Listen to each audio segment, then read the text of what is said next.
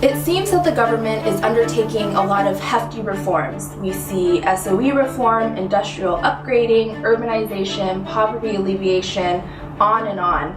Are these lofty dreams, and how does this compare to what was laid out in the third plenum document?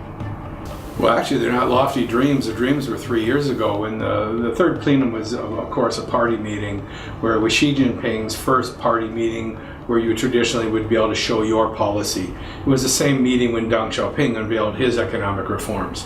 So when that third plenum document came out with just a laundry list of quite far-reaching reforms, people were giddy. The foreign business community. I remember going to a conference run by the Caijing magazine folks, which are more of a reform group, and the people up on stage, the chief economist from the Bank of China, Qin Xiao, who used to run China Merchants, and all these notable reformers.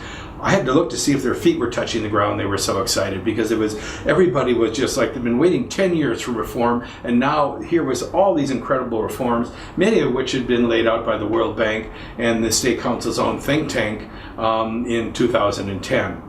So now here we are with the first real policy document on what they're going to do with it 3 years later in the 5-year plan, and a lot of that is absent.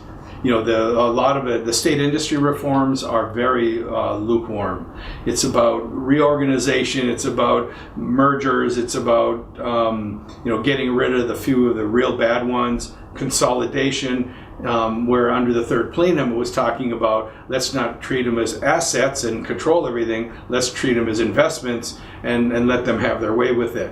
Where actually there are experiments going on in that regard already, but this does not lay out that in a strong way. So it's really a lot of compromises on state enterprise, but they have such a huge problem with overcapacity, and whether it's steel, cement, glass, you name it.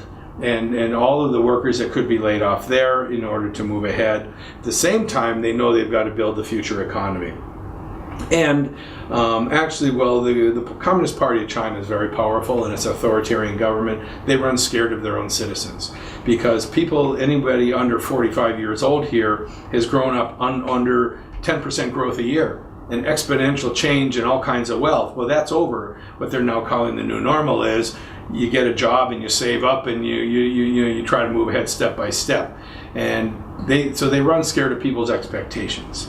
So this is as I said earlier, a real collection of compromises, but it's something that we're going to have to watch day to day, step by step, because all the different ministries and agencies will come up with their own plans that fit underneath this. And that's where we're going to see what is the tenor of politics, which direction is it going, and where are the opportunities for companies and business.